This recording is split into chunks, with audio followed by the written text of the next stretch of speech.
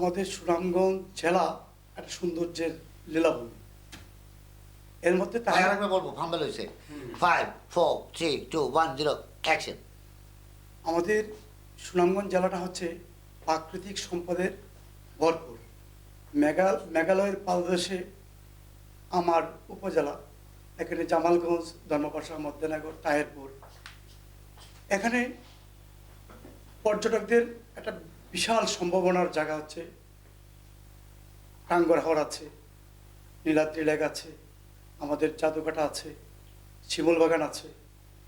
এত সুন্দর একটা জায়গা, এই জায়গাটা আসলে ওইভাবে কেউ আগে দেখিনি।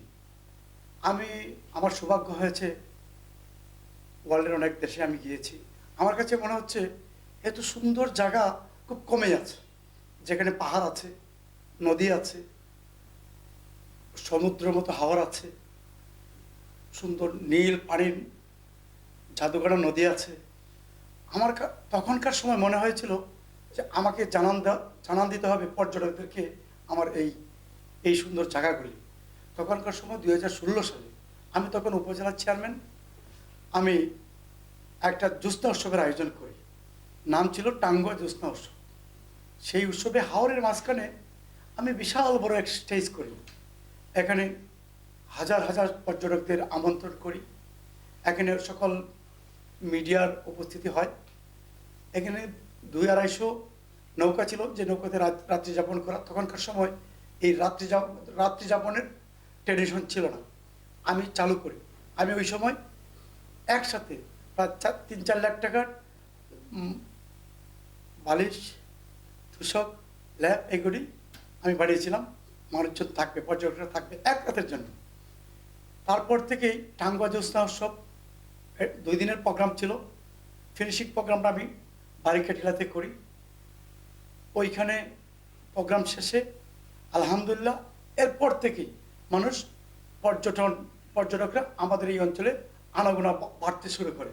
আমাদের হাউস বোট বাড়তে শুরু করে, হাউস বোট হতে শুরু করে। এর ফলে আমাদের মধ্যনগর, ধর্মপাশা, তাহিরপুর, জামালগঞ্জ, এর মধ্যে আমার একটা ধারণা মিনিমাম 5-7 10,000 ফ্যামিলি এখন এই পর্যটকদের উপর নির্ভরশীল। আমার উপজেলাতে মিনিমাম 500 হাউস বোট আছে। প্রত্যেকটা হাউস বোটে 5 জন থেকে 7 জন মানুষ কাজ করে, তাদের একটা জীবিকা নির্বাহ হয়। সাথে সাথে আমাদের অটোওয়ালা আছে, আমার অটো ভাইয়েরা আছে, রিক্সাওয়ালা ভাইয়েরা আছে, আমাদের সিএনজিওয়ালা ভাইয়েরা আছে, এখানে অনেক দোকানদাররা আছে, অনেক মোটরসাইকেল ভাইয়েরা আছে। তারা এই পর্যটকদের আনা নেওয়া করে, তাতে এখানে একটা রুজির ব্যবস্থা হয়েছে। আর আমি চাই যদি ভবিষ্যতে আল্লাহ আমাকে ক্ষমতা দেয়, আমি এই অঞ্চলকে একটা পর্যটক নগরী হিসাবে আমি তৈরি করব। এখানে আমাদের যাতায়াত ব্যবস্থা ভালো নেই, আমাদের থাকার ব্যবস্থা ভালো নেই, এখানে ভালো রিসোর্ট নেই।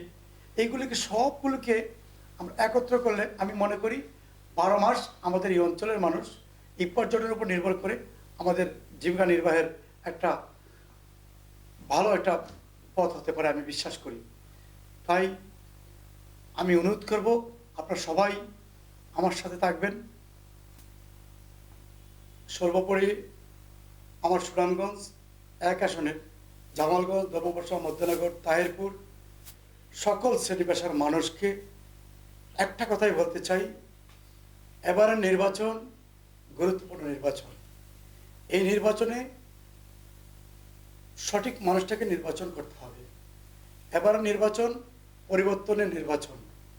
এই নির্বাচনে আপনাদের নিজেদের মানুষটাকে পছন্দ করতে হবে, যে মানুষটা আপনারা মনে করেন যে মানুষটা আপনাদের পাশে থাকবে, আপনাদের উন্নয়নে থাকবে, সেই মানুষটাকেই আপনারা নির্বাচিত করবেন। পরিশেষে সবাইকে ধন্যবাদ, সালাম, আদাব।